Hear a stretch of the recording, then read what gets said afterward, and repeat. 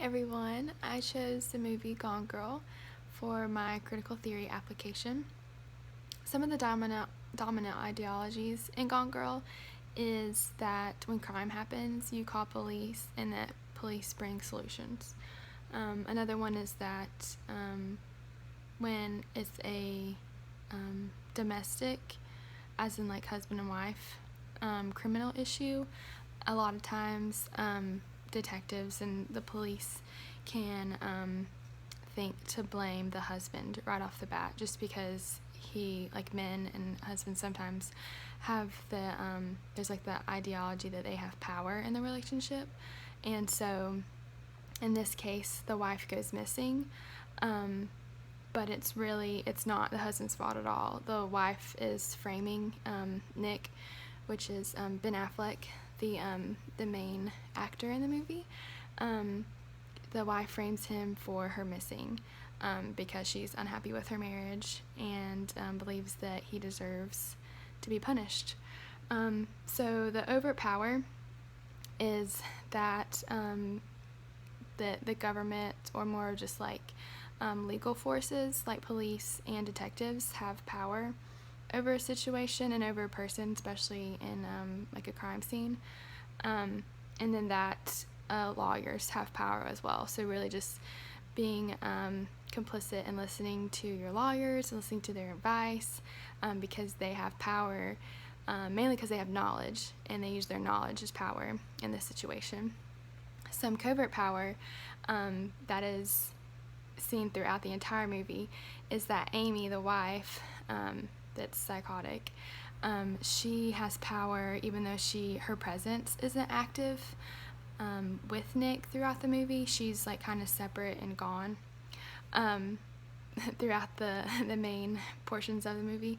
And so she uses like her plot and her schemes to trap Nick in the investigation and pretty much just make life worse for him. And that's how she uses her power as just her schemes to control his life even when she's not there throughout the whole movie. So Nick is the main person who is oppressed and exploited.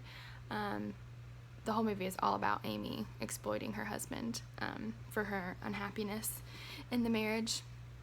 And she's really sneaky about it too, which is part of the covert power, is that he definitely isn't aware of any of this, that she has planned any of this to happen. And so yeah, and then later on, Nick is even oppressed after Amy comes back home. So spoiler alert, she doesn't die, and she does come back home on her own will. And so Nick is oppressed after Amy comes back home because Nick is afraid that she's gonna like flip again and kill her, just because he's aware of her harsh abilities now. And so some of the hegemonic practices and manufactured consent has to do with like the investigation in the media.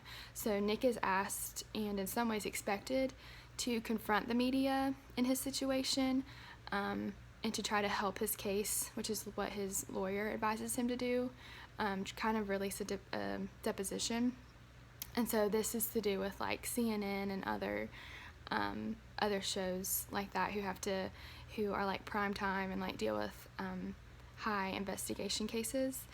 And so he doesn't like resist these practices. He's complicit, and he just goes along with the norms of, if you're involved in a high-scale crime, then you kind of owe the public and you owe the media an explanation, either to benefit your case or just to voice your opinion, just to have a voice from the families affected.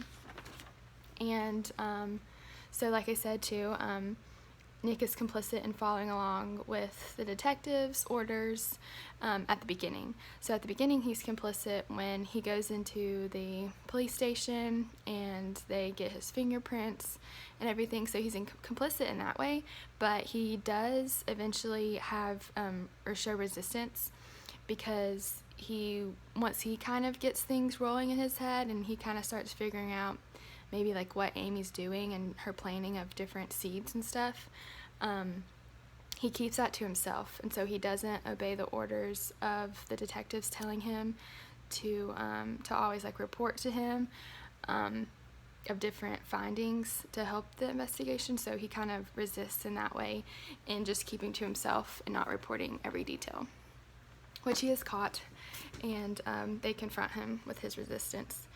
So I think thinking critically is just very, very important, just to not be, just to not go along with the norms, because you never know. Things can change in an organization. Things can be better just by thinking critically. And Karl Marx said that critique would lead to revolution because it would reveal fundamental truths about the human social condition. So we really when you start examining and put on that critical lens, you really start to unravel some of the different meanings. It can change your sense making and your awareness of self in the situation, and just try to make organizations better through the whole process, not to just go along with every rule and every order that you're not happy with, because ultimately we as individuals do have power, and it's not just the power of those above us that can just tell us what to do all the time. So you just really have to think critically, and just to be aware and just question things. It really makes it more interesting, and I think you learn more about your organization and can learn more about yourself as well. So, thank you.